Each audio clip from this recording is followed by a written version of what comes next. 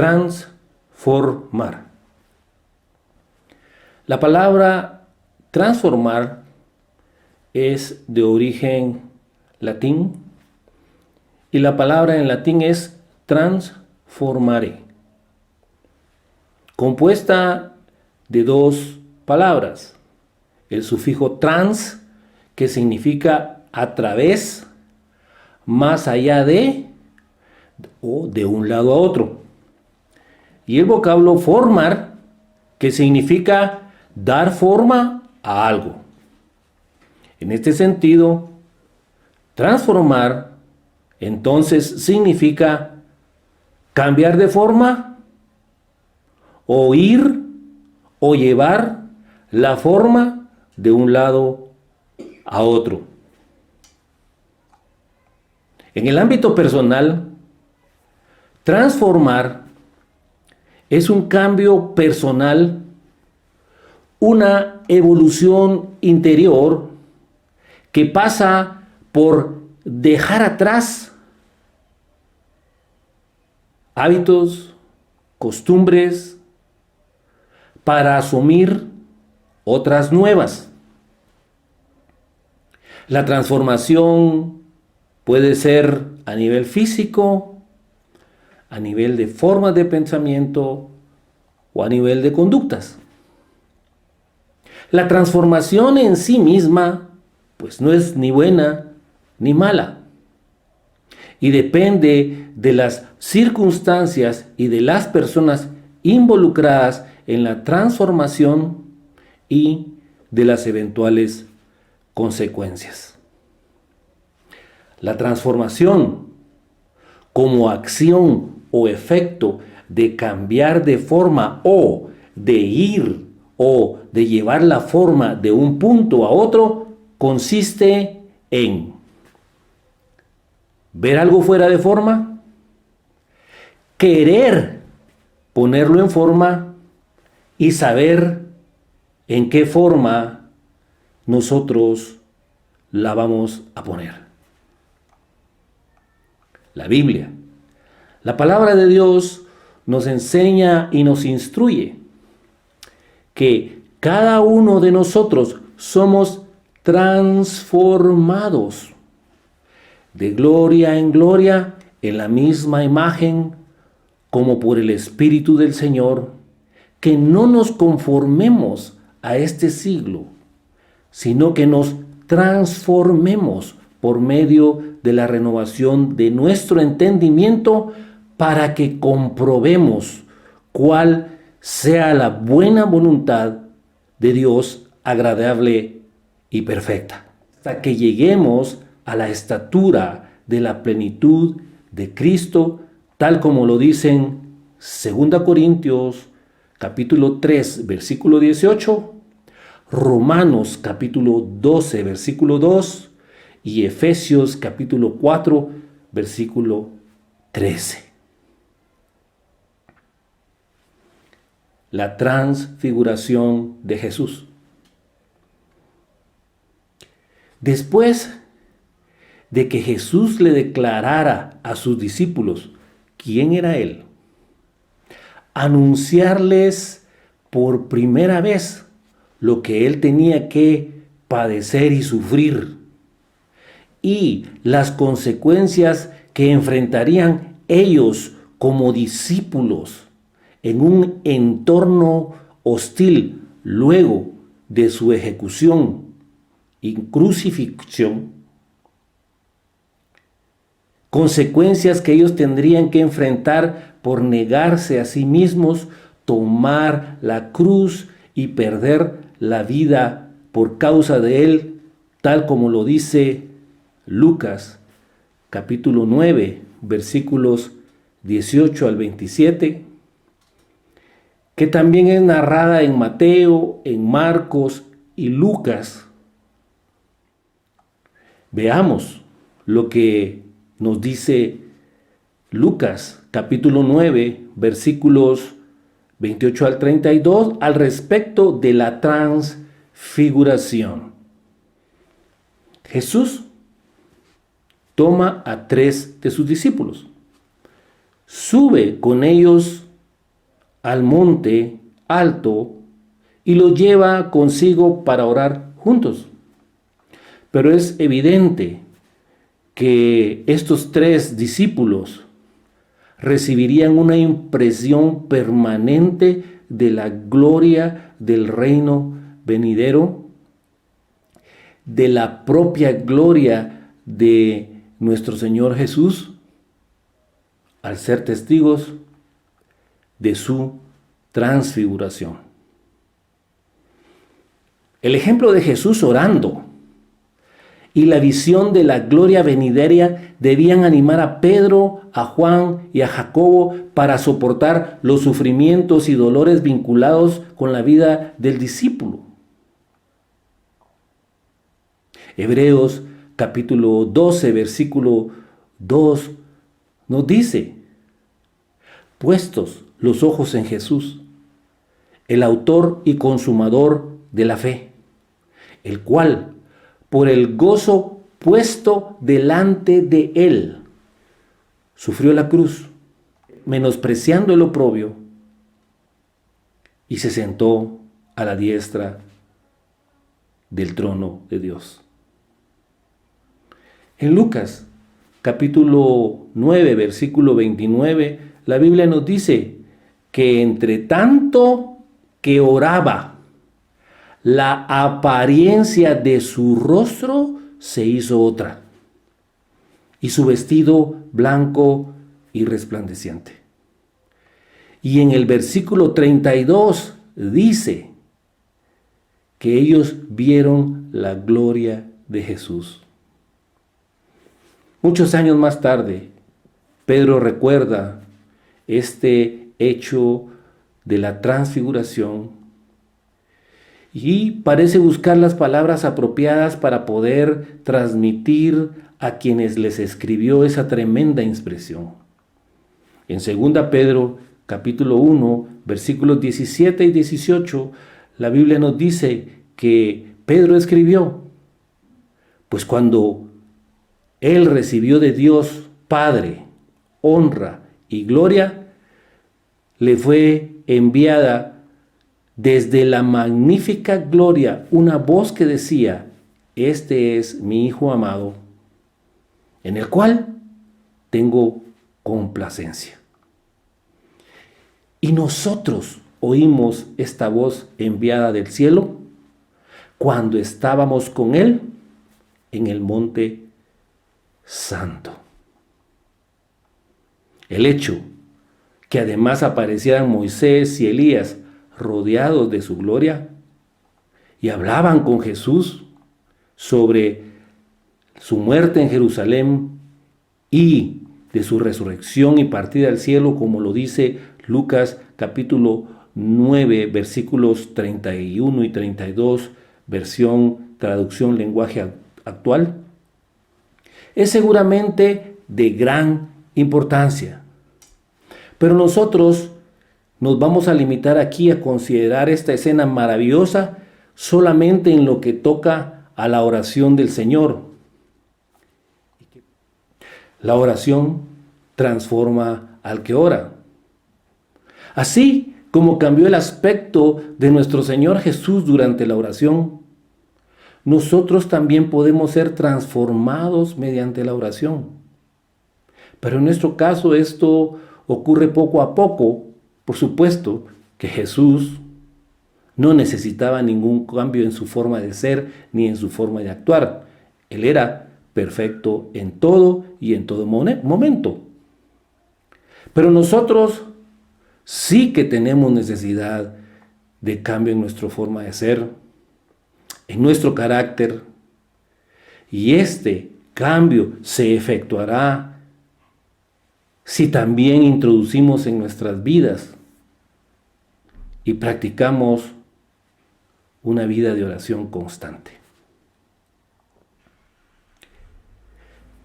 Cuando nosotros oramos, podemos experimentar transformación física como Moisés la tuvo.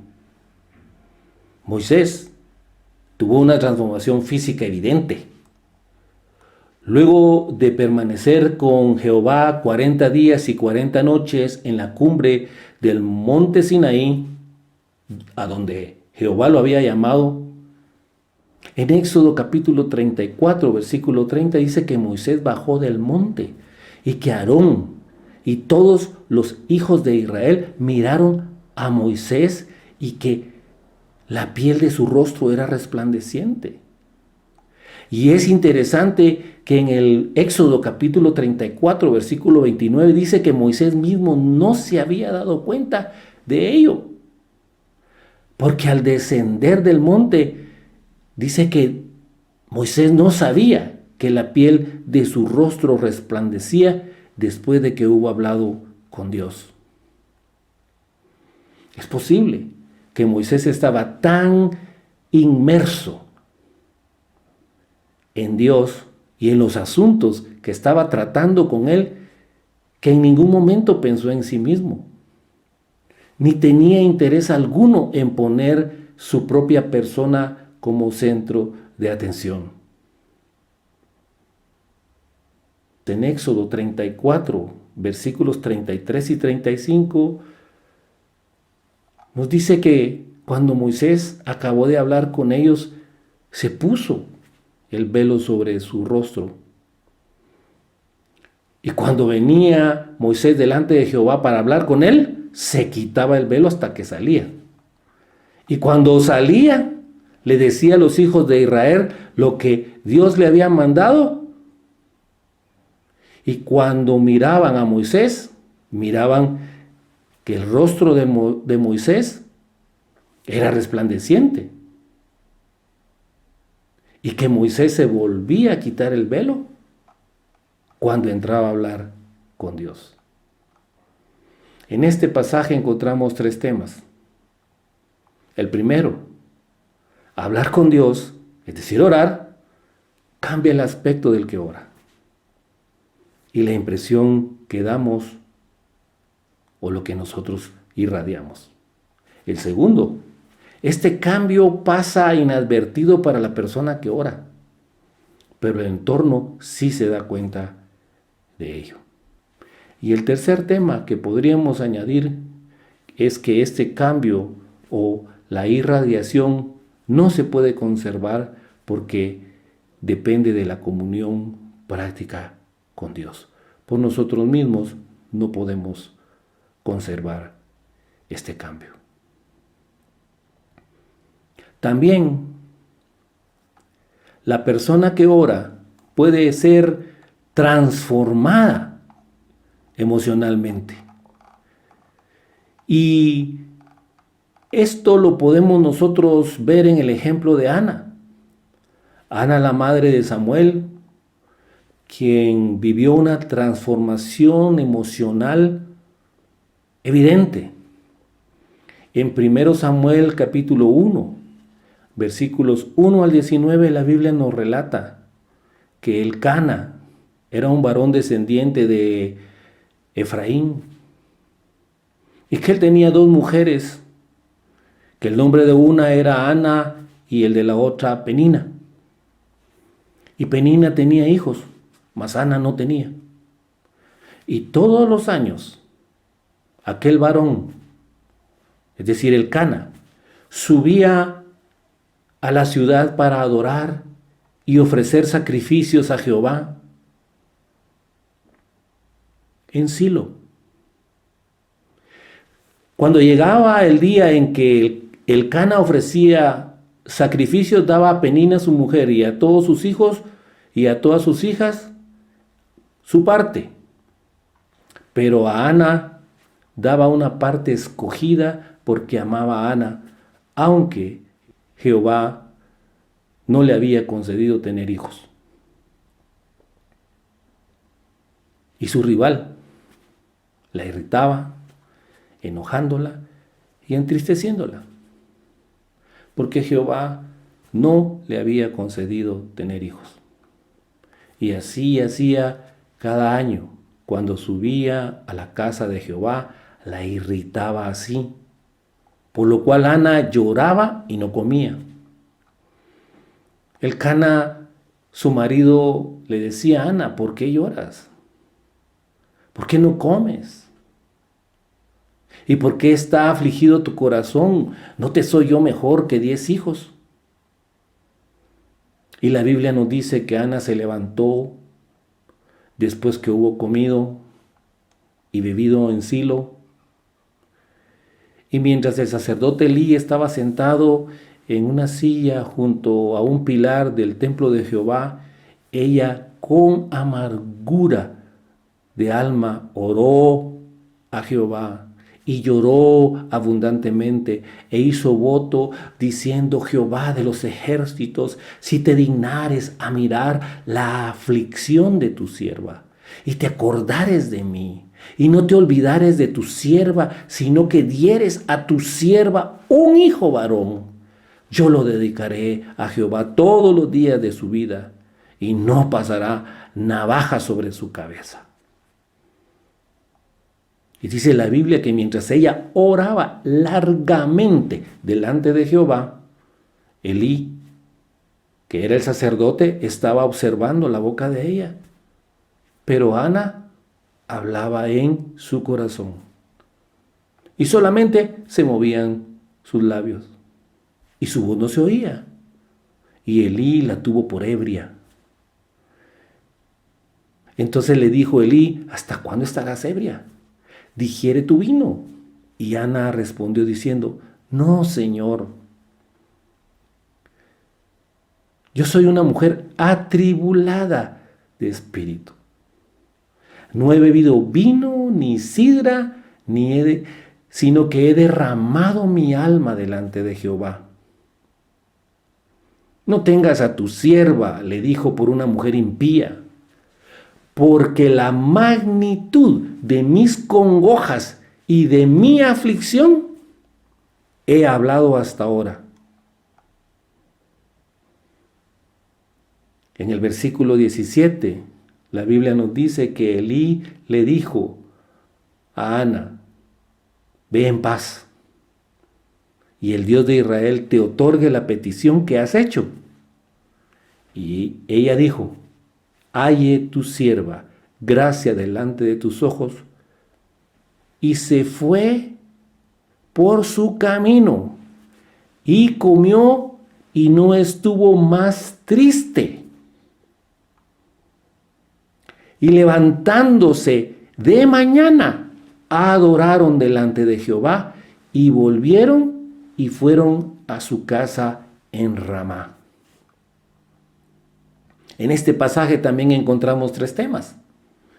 Ana era una mujer que no podía tener hijos, agredida y vituperada por Penina, la otra mujer del Cana, por lo que sufría congojas, aflicción. Era una mujer amargada de corazón, irritada, enojada, entristecida, afligida, atribulada, en términos psicológicos y psiquiátricos, deprimida. Su estado de ánimo, lo que manifestaba, era sentimientos de abatimiento e infelicidad, además de culpabilidad, incapaz de disfrutar las cosas y los acontecimientos de la vida cotidiana. El segundo tema que encontramos ahí es que por la magnitud de sus congojas y de su aflicción, Ana entró en la presencia de Dios en oración, llorando abundantemente, orando largamente delante de Jehová y derramando su alma delante de Jehová. Y el tercer tema es que luego de orar y de escuchar lo que Elí le dijo con respecto a su petición en oración, Ana se fue por su camino, comió, no estuvo más triste, y levantándose de mañana al otro día, adoraron delante de Jehová y volvieron a su casa.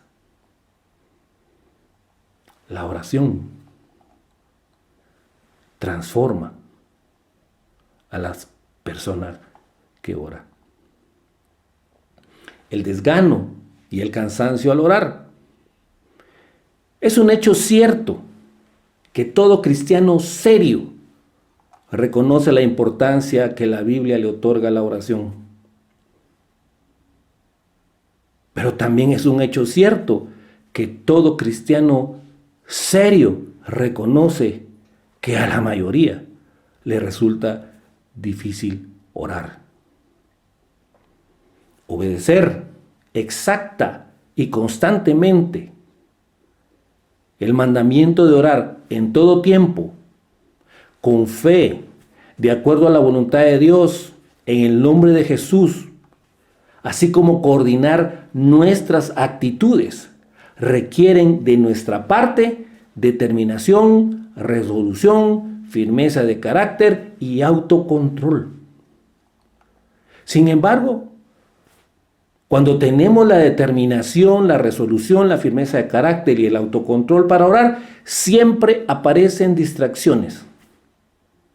La mente deambula, las personas nos interrumpen, hay cosas alrededor nuestra que nos interrumpen.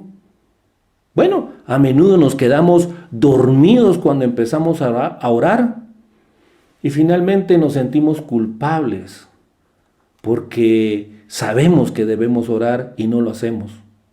Y nos hacemos el propósito de orar y hacerlo mejor, pero después de un tiempo volvemos a caer en lo mismo. Y dejamos de orar. Nuestro Señor Jesucristo lo sabía. Y es por eso que en los pasajes de la oración en el huerto de Getsemaní, en Mateo capítulo 26, versículo 41, Jesús les dice a sus discípulos: velad y orad, para que no entréis en tentación. El espíritu a la verdad está dispuesto, pero la carne es débil. Sin embargo, en Mateo 26, 43, la Biblia nos dice que cuando Jesús vino otra vez, los halló durmiendo, porque los ojos de ellos estaban cargados de sueño. En Marcos capítulo 14, versículo 38, la Biblia nos dice que Jesús les dijo a sus discípulos: velad y orad para que no entréis en tentación. El espíritu a la verdad está dispuesto, pero la carne es débil.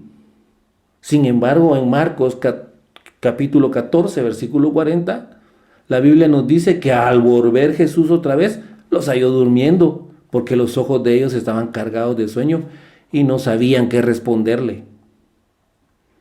En Lucas capítulo 22, versículo 40, la Biblia nos dice que Jesús le dijo a sus discípulos, vino a sus discípulos y los halló durmiendo. Y en Lucas capítulo 22, versículos 45 y 46, versión Reina Valera contemporánea, la Biblia nos dice que cuando Jesús se levantó después de orar, fue a donde estaban sus discípulos. Y a causa de la tristeza los halló durmiendo. Y les dijo: ¿por qué duermen? Levántense, oren para que no caigan en tentación. El hecho de que el Señor Jesús los despertara y los amonestara varias veces no cambia para nada el cansancio y el desgano a la hora de orar. Es interesante que una hora más tarde los discípulos estaban bien despiertos cuando la compañía de soldados y alguaciles de los principales sacerdotes y de los fariseos llegaron, invadieron el huerto para arrestar a Jesús. Cuando se trata de orar con perseverancia, el cansancio, la falta de gana, interés o deseo se hace presente. Sin embargo, cuando se trate de otra actividad, el cansancio, la falta de gana, interés o el deseo se van. Esto todos lo conocemos bien por experiencia. Naturalmente, tenemos que hacer esta pregunta: ¿por qué es tan difícil orar? Cuando esto es tan importante en nuestra vida cristiana, en nuestra relación con Dios y para la victoria en nuestra vida. La respuesta la podemos encontrar en Efesios capítulo 3, versículo 10, que nos dice: para que la multiforme sabiduría de Dios sea ahora dada a conocer por medio de la iglesia a los principados y potestades en los lugares celestiales. ¿Qué significa esto? Significa que la oración es el vínculo de comunicación que Dios ha dado entre nosotros y Él, entre lo finito y lo infinito, entre la tierra y el cielo.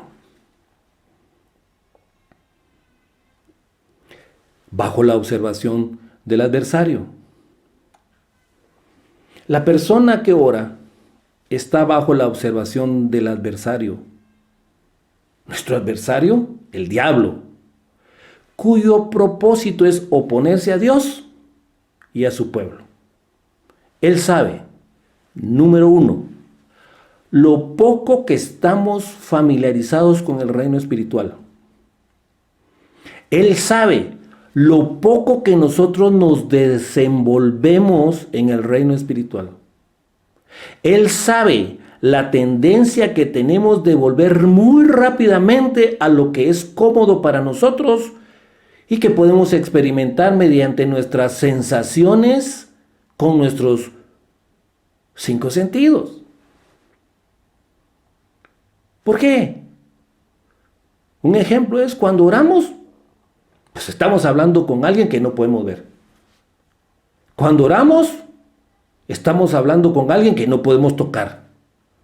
Y cuando oramos, estamos hablando con alguien a quien no podemos oír, quien no nos puede responder de la misma manera auditiva como nosotros lo estamos haciendo. Y esto hace que nuestros pensamientos empiecen a divagar y que digamos, sí, ya oré, pero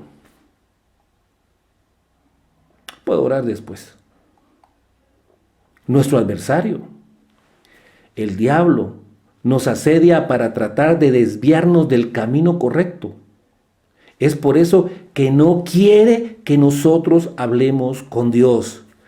Busca desviar nuestra creencia, nuestra confianza, nuestra determinación y, por supuesto, la práctica de la disciplina de la oración. ¿Cuáles son las razones?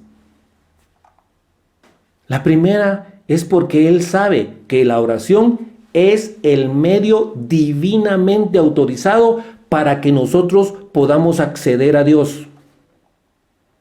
Segundo, porque Él sabe que la oración es la llave que nos da acceso a tener una cita personal en cualquier momento y en cualquier lugar con Dios para compartirle lo que pensamos, lo que sentimos y lo que deseamos.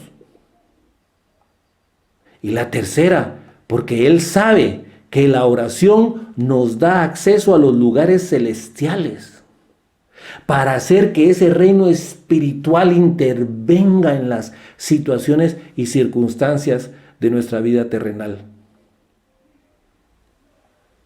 Y cuarto, porque Él sabe que la oración nos otorga la legítima autoridad de invocar el cielo en la tierra para que Dios intervenga en nuestro favor, que intervenga en nuestras vidas, que intervenga en las situaciones y circunstancias que estamos viviendo, especialmente las difíciles, con la plena convicción de que Él nos oye, Él nos comprende y que puede ayudarnos.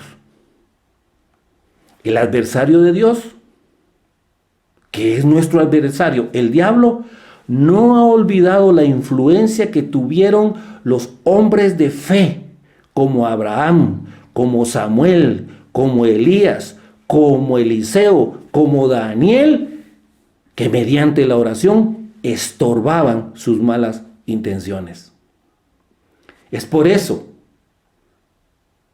que Él nos dispara dardos de fuego, tal como nos dice Efesios capítulo 6, versículo 16, para que no oremos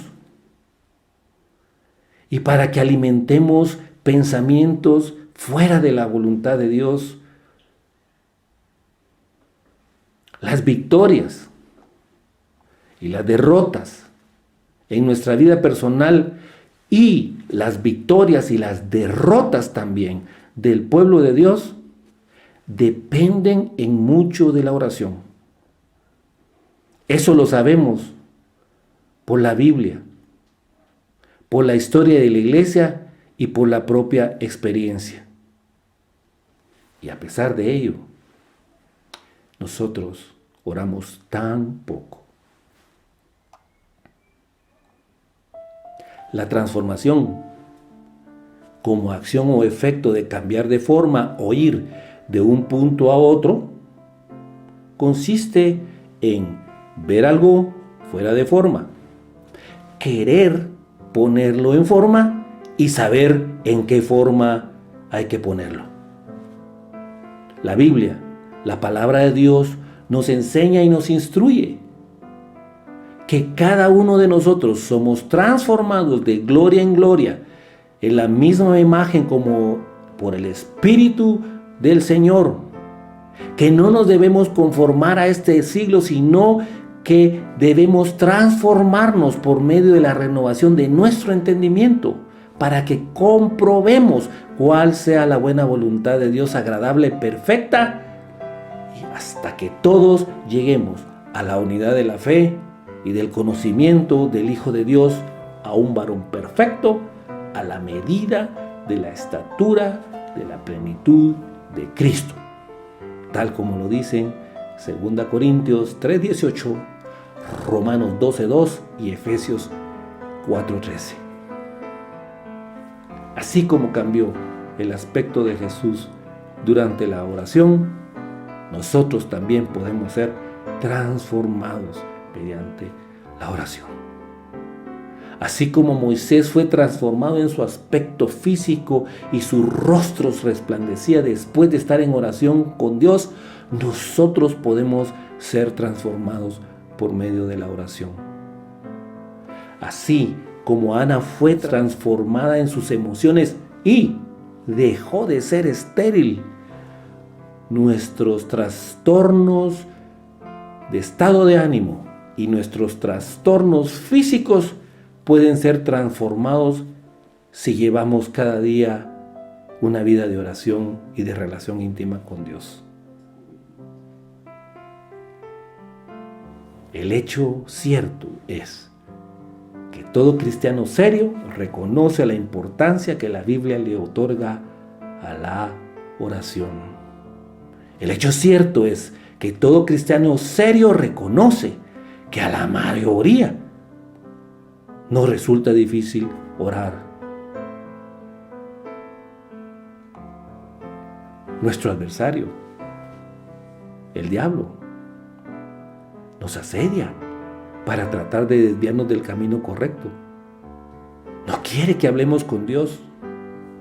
Busca desviar lo que creemos, nuestra confianza, nuestra determinación, para que nosotros no practiquemos la disciplina de la oración. La oración transforma a la persona que ora.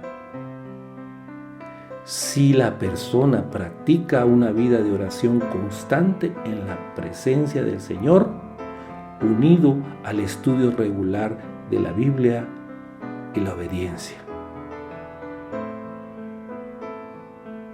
Si nosotros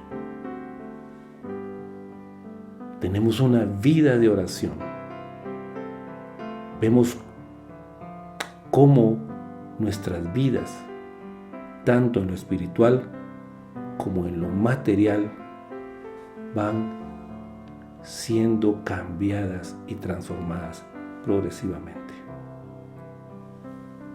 Si verdaderamente